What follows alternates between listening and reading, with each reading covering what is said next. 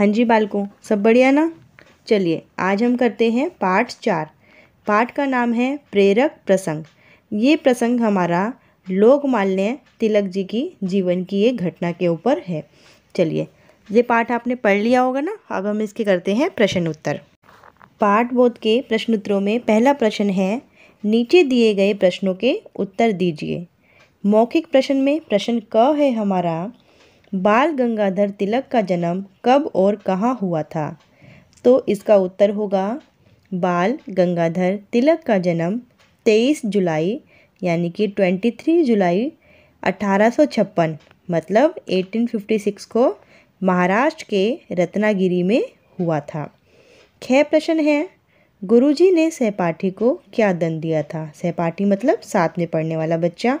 तो गुरुजी ने तिलक के साथ में पढ़ने वाले बच्चे को, सहपाठी को क्या दंड दिया था। दंड मतलब सजा दी थी। इसका उत्तर होगा, गुरुजी ने सहपाठी से कहा कि वह कक्षा में खड़ा हो जाए। गुरुजी ने क्या दंड दिया था। गुरुजी ने बच्चे से कहा था कि तुमने मुझे उत्तर याद करके नहीं सुनाए हैं ना, इसलिए तुम क्या करो, कक्षा में खड़े हो जाओ। प्रश्न ग, गुरुजी ने किसको कक्षा में खड़ा रहने की सजा दी थी। अब बताइए, गुरुजी ने किसको कहा था कक्षा में कि तुम खड़े हो जाओ। इसका उत्तर होगा, गुरुजी ने तिलक के सहपाठी को कक्षा में खड़ा रहने की सजा दी थी।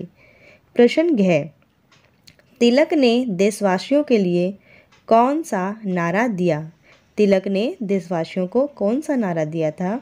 इसका उत्तर है, तिलक ने देशवासियों को नारा दिया कि स्वराज मेरा जन्म सिद्ध अधिकार है और मैं इसे लेकर रहूँगा। उन्होंने कहा था कि स्वराज जो है मेरा जन्म सिद्ध अधिकार है, मैं इसे लेकर रहूँगा। अब देखिए लिखित प्रश्न में, देखिए लिखित प्रश्न में प्रश्न क है, तिलक में ऐसे कौन से गुण थे जिनके बल पर उन्होंने देशवासियों को आज़ादी का पाठ पढ़ाया।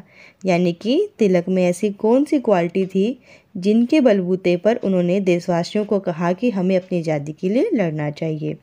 इसका उत्तर होगा, तिलक ने अपनी निष्ठा, लगन, दृढ़ निश्चय, परिश्रम और साहस के बल पर देशवासियों को आज़ादी का पाठ पढ़ाया।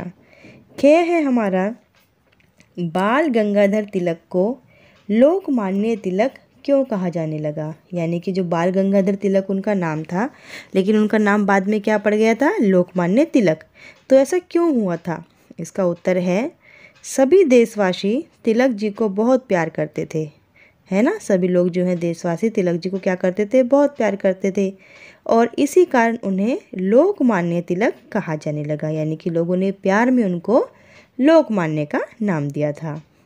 ठीक है। प्रश्न गा है, बाल गंगाधर तिलक किसी भी समस्या को कैसे हल कर लेते थे। यानी कि जब उनके जीवन में कोई समस्या आती थी तो उनको कैसे हल करते थे। इसका उत्तर है, बाल गंगाधर तिलक किसी भी समस्या को हंसी मजाक करते हुए हल कर लेते थे। यानी कि हंसी मजाक, वो बहुत विनोद प्रिय थे ना, तो हंसी मजाक करते हुए उसको हल कर लेते थे। प्रश्न घ, तिलक ने किस भूल की क्षमा मांगी। तिलक से यानी कि क्या गलती हुई थी जब उन्होंने अपने अध्यापक से, अपने शिक्षक से माफ़ी मांगी थी। तो इसका उत्तर है, गुरुजी के समझाने पर तिलक को एहसास हुआ कि उसे दूसरे विद्यार्थी की पढ़ाई में बाधा नहीं डालनी चाहिए। इसी भूल की तिलक ने क्षमा मांगी। तो चलिए, प्रश्न उत्तर तो हो गए हमारे। अब प्रश्न 2 देखिए। प्रश्न 2 है, कारण बताइए। आपको क्या करना है, कारण बताना है। क्या है हमारा, गुरुजी ने तिलक के सहपाठी को कक्षा में खड़ा रहने की सजा दी थी। अब बताइए क्यों दी थी, क्यों दी थी। उत्तर है, तिलक का सहपाठी किसी भी प्रश्न का उत्तर ना दे सका था।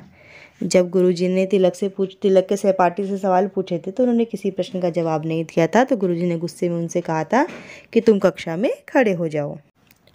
प्रश्न ख देखिए, गुरुजी को क्रोध आ गया था। अब गुरुजी को क्रोध आ गया था क्योंकि, गुरुजी को गुस्सा क्यों आया था, क्योंकि तिलक के सहपाठी ने पाठ याद करके नहीं सुनाया।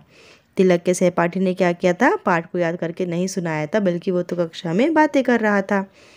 यह है, तिलक ने सभी प्रश्नों के सही उत्तर दे दिए क्योंकि तिलक ने आपने सही प्रश्नों के सही उत्तर क्यों दिए थे? क्योंकि तिलक केवल एक बार सुनकर ही सारा पाठ याद कर लेते थे।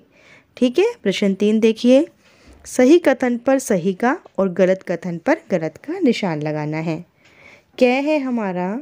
लोकमान्य तिलक स्वतंत्रता सेनानी और समाज सुधारक थे। बिल्कुल थे, ये क्या होगा हमारा? सही होगा।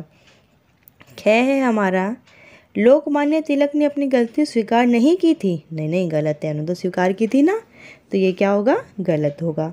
ग है हमारा, तिलक ने देशवासियों को हिंदी का पाठ पढ़ाया। ये क्या है? ये गलत है। तिलक ने क्या किया था? देशवासियों को हिंदी का पाठ पढ़ाया था क्या? नहीं, अरे तिलक ने तो देशवासियों को आज़ादी का पाठ पढ़ाया था, तो ये क्या होगा? गलत होगा। घ है हमारा, तिलक एक बुद्धिमान विद्यार्थी थे। बिल्कुल सही, वह बुद्धिमान विद्यार्थी थे। आखिरी यानी कि अड़ है हमारा, तिलक ने देशवासियों को करो या मरो का नारा दिया था। तो ये क्या होगा हमारा? ये होगा हमारा गलत, क्योंकि करो या मरो का नारा हमारा तिलक जी ने नहीं दिया था। उन्होंने तो देशवासियों को क्या नारा दिया था कि स्वराज मेरा जन्मसिद्ध अधिकार है, मैं उसे लेकर रहूँगा। तो ये नारा तो हमारे गांधी जी ने दिया था, करो या मरो का, इसीलिए यह गलत होगा। भाषा बोध। भाषा बोध में पहला प्रश्न देखिए, नीचे दिए गए वाक्यों को ध्यान से पढ़िए। आपको कुछ वाक्य दिए गए हैं, आपको ध्यान से पढ़ना है। जैसे क्या है हमारा, तिलक ने देशवासियों को आज़ादी का पाठ पढ़ाया। ख है हमारा, जिसमें हमारा जो आज़ादी है वह हमारा हाईलाइट है ना, लाल कलर में लिखा है। ख है हमारा, गुरुजी को क्रोध आ गया। अब देखिए, ऊपर दिए गए वाक्यों में रंगीन शब्द किसी प्राणी, वस्तु या स्थान का नाम नहीं है, बल्कि मन में उत्पन्न जो भाव हैं वह हैं, है ना, जिन्हें केवल महसूस किया जा सकता है, और ऐसे शब्द हमारे भाववाचक संज्ञा कहलाते हैं। तो चलिए मैं आपको थोड़ा सा भाववाचक संज्ञा बता देती हूँ। भाववाचक संज्ञा में क्या होता है? भाववाचक संज्ञा में होती है हमारी फीलिंग्स, जिनको आप कभी भी नाप तोल नहीं सकते। ठीक है ना? जैसे कि आज़ादी, क्या आप आज़ादी को नाप सकते हो कि बाल गंगाधर तिलक ने हमें 5 किलो आज़ादी दिलाई या 10 लीटर आज़ादी दिलाई? ऐसा आप नहीं नाप सकते ना। तो हर वो चीज़, हर वो फीलिंग्स जिन्हें हम नहीं नाप सकते, वह हमारी भाववाचक संज्ञा कहलाती है। जैसे गुरुजी को क्रोध आ गया। अब आप बताइए कितना क्रोध आया है? आप उसको जज कर सकते हो, गुरुजी को कितना किलो, कितना लीटर, कितना मीटर क्रोध आया है? ऐसा तो नहीं होता ना, क्रोध का कोई माप तोल नहीं होता।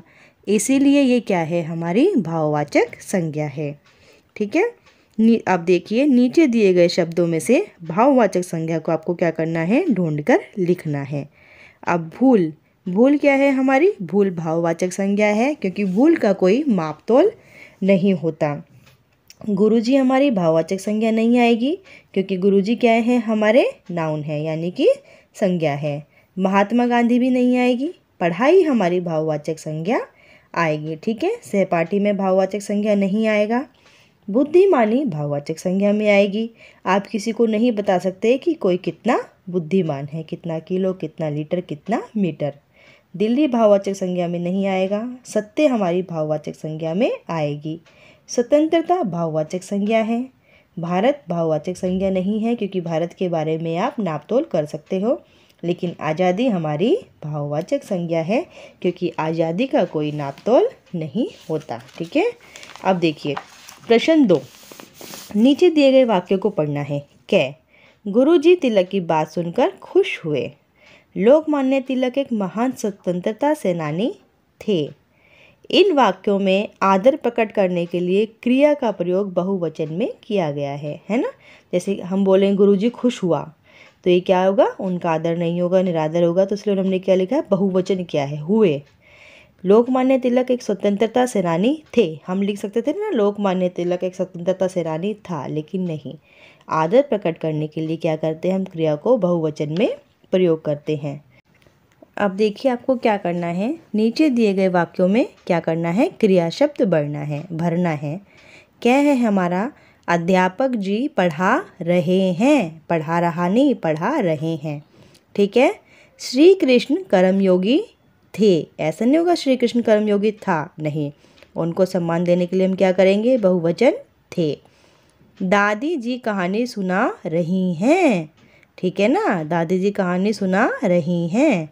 महात्मा गांधी हमारे राष्ट्रीय पिता थे। ठीक है, और लास्ट रा वाला, प्रतिभा पाटिल हमारे देश की पहली महिला राष्ट्रपति थी।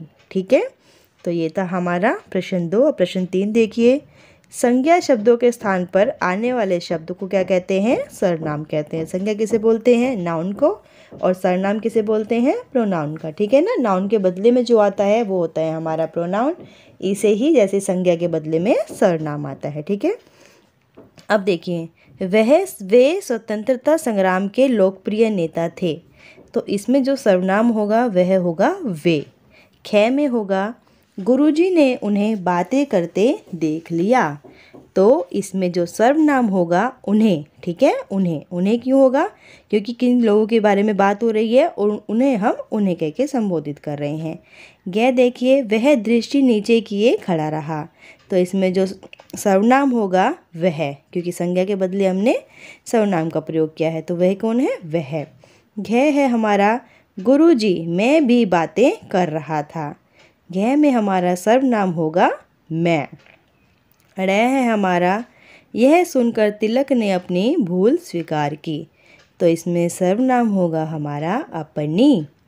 च है हमारा तुमने सभी प्रश्नों के सही उत्तर कैसे दे दिए। इसमें सर्वनाम होगा हमारा क्या होगा? तुमने। अब आखिरी प्रश्न देखिए 4।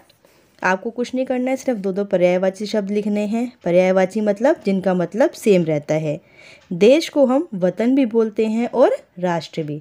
तो पर्यायवाची मतलब क्या होता है? जिनके मतलब एक जैसे होते हैं। बेटे को हम पुत्र भी बोलते हैं और लाल भी। दिन को दिवस भी बोलते हैं, प्रभात भी बोलते हैं। गुरु का पर्यायवाची होगा अध्यापक, आचार्य। अध्यापक का पर्यायवाची क्या होगा? गुरु, आचार्य। पाठशाला का पर्यायवाची होगा शिक्षालय और ज्ञान मंदिर। इस तरीके से हमारे इस पाठ के सभी प्रश्न उत्तर भाषा अध्ययन के साथ समाप्त हो गए हैं। उम्मीद करते हूँ कि आपको आपके सभी प्रश्नों के उत्तर बड़े सही तरीके से समझ में आ गए होंगे और मिल भी गए होंगे। तो आपको क्या करना है, जाने से पहले चैनल को एक लाइक करना है, हमें कमेंट करके बताना है कि आप कौन से स्टेट से देख रहे हैं, और चैनल को शेयर करना है अपने फ्रेंड्स के साथ, अपने क्लास के बच्चों के साथ, या उन सभी के साथ जिनको इस चैप्टर के इस प्रश्नोत्तरों की आवश्यकता है। और चैनल को लाइक करें, शेयर करें, सब्सक्राइब